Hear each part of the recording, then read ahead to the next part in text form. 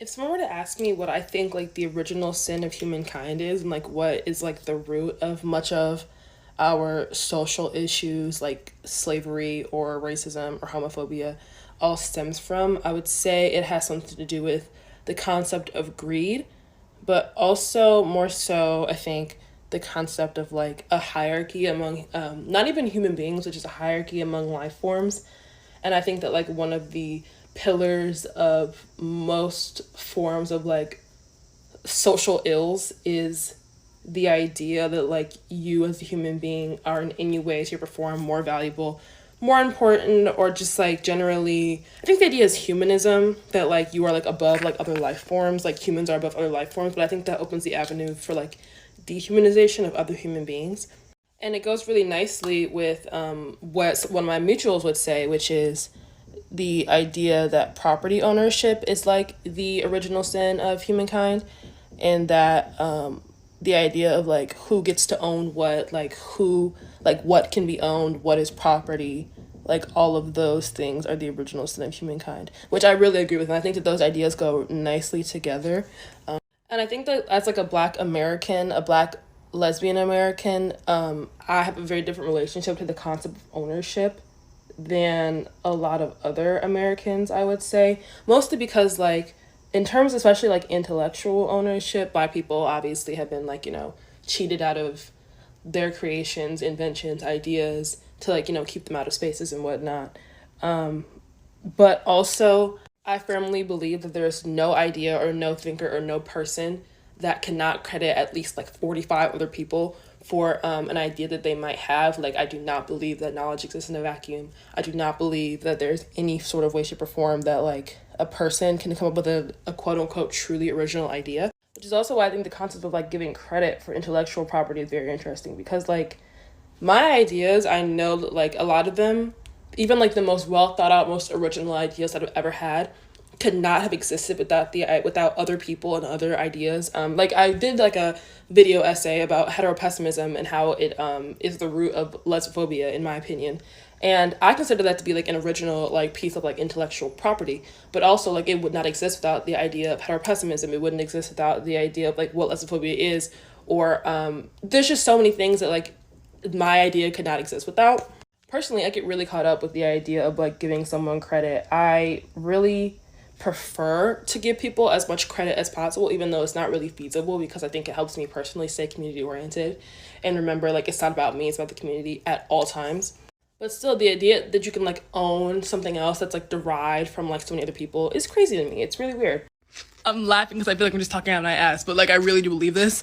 I think that the number one thing that you can start with is like the circle of life. As corny as it might fucking sound, but like I think people are gonna get on me for this, but I think that the way we are taught about like the food chain, of like a hierarchy of like creatures that eat each other in nature, in the wild, in terms of, and also even just like the hierarchy of animals, like alpha, beta, which is like not real. Like it's with like people, it's like been debunked or whatever, but like the way people are like, oh, they're an apex predator. Like apex predators are obviously real, but like when the apex predator dies, who will eat it? I sound like I smoke so much, but I swear to God, that's exactly what I think.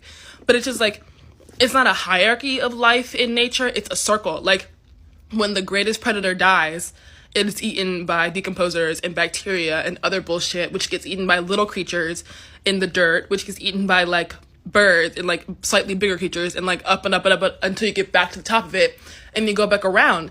Like, I just think that starting with that, I honestly feel like the way that we're taught about like the hierarchy of nature is very capitalist and hierarchical in and of itself.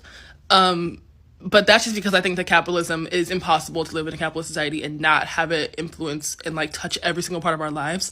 But the other thing also is that I think that recognizing children as like beings with autonomy, and like not as children, but just like as people that have been around for like less time than we have, has really helped me in terms of like viewing other people as equal, and other forms of life as equal, because like children are really lorded over, and children are treated like they are just beings to exert power over. And I think that like taking a step back and thinking like this is literally a human being like has really helped me. I'm not saying that I'm not saying that I don't have my moments where I don't think I'm better than other people, because I certainly do. And that is something that I'm very much working on. I can definitely be able to lead us sometimes. I can definitely be like, I'm smarter than you, better than you, yada. But like foundationally, I do know that I value human life. And so, oh my God, that is what's important. That is what's important. I don't know. Like, I just feel like there's a lot of like moments in my life where I've been thinking to myself, like, oh, like this is a creature whose life should be just as valued as mine is. Like, my family dog, she's treated like a fucking infant child. When my dog sits, sometimes I can look at the dog and I'm like, I can literally feel that you're anxious. Like, you are having real emotions and like you have real feelings, even though you are not like a necessarily like sentient creature or self-aware creature. Like, if this made no sense, ignore it. But this is what I'm thinking. So I see a lot of people being very annoyed and angry that people are like kind of shitting on the September 1st general strike and issuing warnings about it. But I wanted to sort of like maybe bring into perspective why people would not be interested in a strike like this. I think there are two reasons why people are confused and wondering what the fuck is going on. Number one, this is a very vague and directionless sort of strike, and number two, what is meant to happen to the people that are punished for participating. First of all, what I think people are describing is a ban and not a strike. Like, people are like, some people are saying don't purchase anything for the entirety of December 1st, which is very doable. A lot of people can go days without purchasing a single thing, and obviously that doesn't break a corporation. Some people are saying don't pay your rent until September 2nd. That's a day late. Some people are saying call off work. That's a single day of work. And so I guess people are thinking to themselves, what do you hope to achieve with one singular day of not participating in the country as it is? There was like a 17-year-old girl in someone's comment section being like, I didn't know a single day of not purchasing would, kill you. A single day of not purchasing wouldn't kill anyone. It actually wouldn't affect anyone, ever. So the general consensus is, why would we do something that will have no effect on anything? Will have no effect on my quality of life, will have no effect on how I move through the world, will have no effect on any of the issues that currently face me as a person. Like, I live in a place where I have 3 days to pay rent every month. Like, I can pay on September 3rd and not even get fined. So what is the point? How does one singular day of striking encourage a corporation to, bring the cost of living down? If you think about it for more than like 15 seconds, the thing kind of falls in on itself. Like, you're saying that not going to work for a single day and not going to the grocery store and just staying at home for one day, like literally like 24 hours, is supposed to magically make the government want to bring the cost of living down, like, and assist people in their time of need. Doesn't make a whole lot of sense. I think an example that better illustrates this is like, if the sanitary team came and picked up your trash a day late, it would be a minor inconvenience at most. Like, that would not affect your life in any way, shape, or form. But if the sanitary team didn't get your trash for a week or 2 weeks, a month, 3 months, the entire fucking world would fall apart. Like, the government would be forced so quickly to meet their demands, because we cannot survive. Like our cities will be overrun by like trash and garbage and rats and vermin, and like people will become ill immediately. Like that's the kind of thing that we're talking about. A single day has never affected quite literally anything or anyone, unless it's through the means of violence, and that is not something that people in 2023 are usually inclined to perform. The second major point is that for people that participate in said strike, what is meant to happen to them if they participate? Because most of the time, the reason why strikes take so long to plan is because they are building the infrastructure to protect the strikers. For example, I have until the 3rd of every month. My rent is due on the 1st, but I have until the 3rd of every month to turn in my rent. And there will be no issues. Like, I can, if it's like a Friday on the 3rd and they don't get it until the Monday on the 6th, like, that is not an issue. It's never an issue. But for some people, if they don't submit their rent like noon on the 1st, like, there will be issues with their landlord. They could face hostility from their landlord. Like, they could literally like have issues in the place that they live. If for some reason your employer hears about the general strike and you call off on the first and they understand, or they sort of connect the dots that you're calling off because of the general strike, what is meant to happen if you are fired for calling off? Does happen and can happen to people at any point in time, because a lot of states are at will employers that can fire you at any fucking point in time, or they can punish you later on down the line for participating in the strike. There are so many issues with just telling people to just essentially fuck off and then like hope for the best. And this is why people are saying the strike is like raising red flags. It kind of seems like an FBI like operative, because it's like putting people in harm's way without any like planning, infrastructure, any sort of effort to keep people safe as you are actively putting them in harm's way. And if you are going to say that you're not putting someone in harm's way with the strike, then what is the strike achieving? If it wouldn't hurt you to do for a day, if it has no effect on your life, then what effect can it have on, you know, our system of government, any corporation, literally anyone? That is like the entire point. Why would we do it if it's not going to affect anything? But also, why would I do that if there are no protections if it is going to affect something? There's not been a single conversation about funding, about like who is funding the strike, as in like who is taking care of the people, who is supporting the people that are striking. There's not been a single conversation about like, I don't know, like all it's saying is don't go to work, don't go to school, don't buy anything, don't pay rent, just hang out. Like that seems like something that the fucking CIA would say to make like the general public less interested in like what strikes are actually about. Because if, you know, a strike seems like a directionless nonsense ass campaign, like who does that benefit besides the corporation, besides our banks, besides our government? Like you sound like the feds. Like just don't pay rent, nothing will happen to you. But what about the people that it does happen to, you know? Like a lot of people are with that stupid ass thought, well, they can't evict all of us, they can't fire all of us. But what about the people that they do fire and the people that they do evict? Like this is a real reality of what happens when you strike. Not when you ban, but what happens when you strike, okay? And this isn't really a strike, which is why everyone's like, girl. And the other thing, stop, like you're using strike terminology in a way that sort of dilutes the meaning. Like what they're doing, the writers right now, that is a strike. It's been going on for a long time, and they are looking to have their needs and their demands met. Okay, this is not a strike. It's one singular day that was organized over the course of 2 weeks. That is not a strike. People are not skeptical because they don't want to participate. They're skeptical because, like, why would they listen to someone that's 17 years old and has never paid rent before and tell them, just don't pay your rent, nothing will happen? Okay. I'll be really excited when like very normal human behaviors will stop being assigned such like intense moral judgments as is sort of the practice of the culture that we live in. As in, like, manipulation is deemed to be something that can only happen by someone that's an evil and bad person, because, you know, your ex-boyfriend was an evil and bad person who manipulated you, and, you know, blah, blah, blah, blah, blah, etc. But, like, I don't know, manipulation can be done by quite literally anyone at any time. It's very normal. And, like, in the case of manipulation, if you genuinely believe you have never manipulated someone in your entire life, or have never exhibited a single manipulative behavior, then I would go so far as to say you will probably continue to be manipulated until the day you die. Everybody has goals. Everybody has things they want to achieve. Like, they have things that they want from people.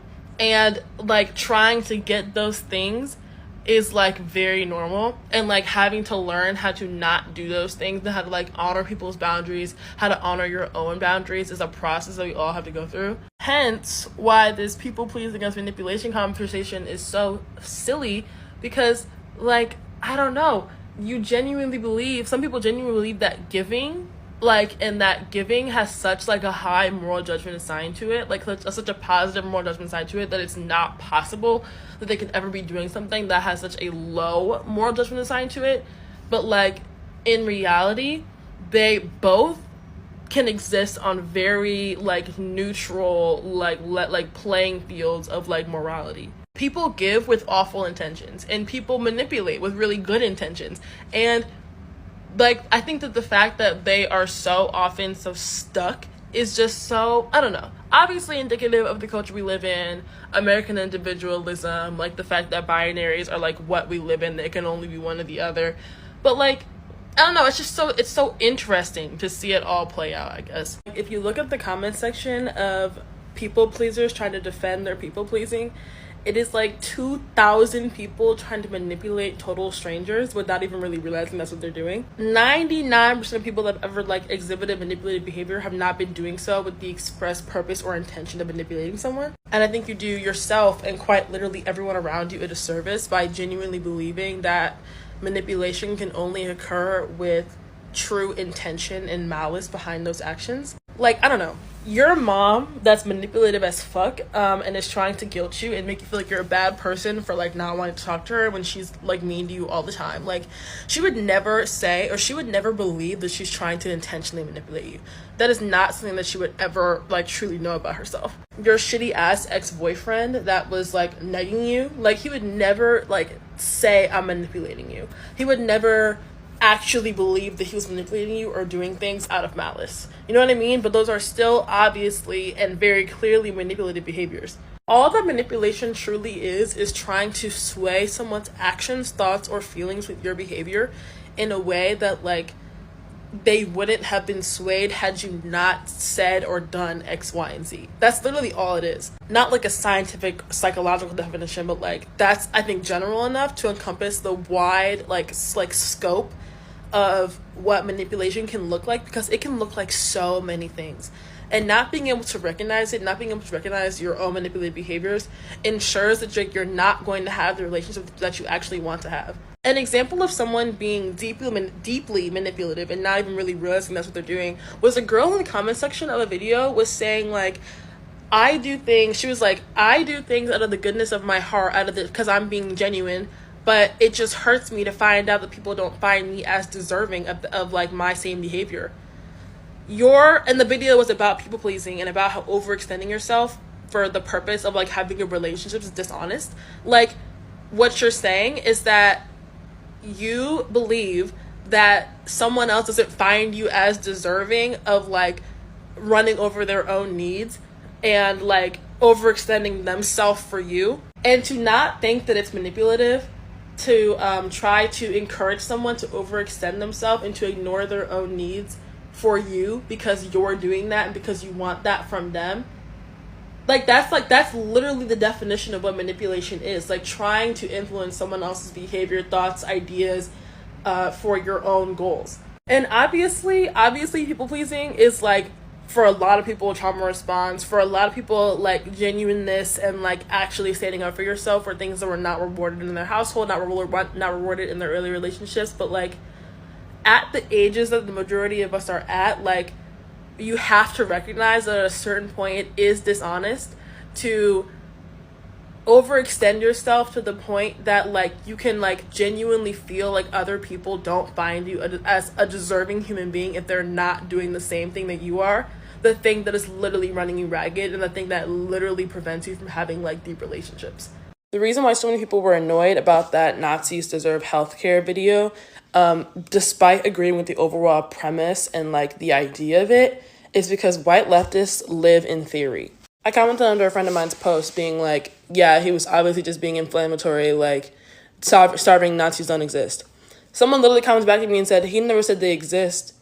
Then what the fuck are you moralizing for? It's the same reason why everyone is like, oh, the unborn is a very convenient group to fight for, because like you never have to actually fight for them and you only have to shame and traumatize people into having kids that they don't want. That's exactly what you sound like. Advocating for a group that that essentially doesn't really exist, but like if they were to exist, you know you wouldn't have to do anything to actually help them.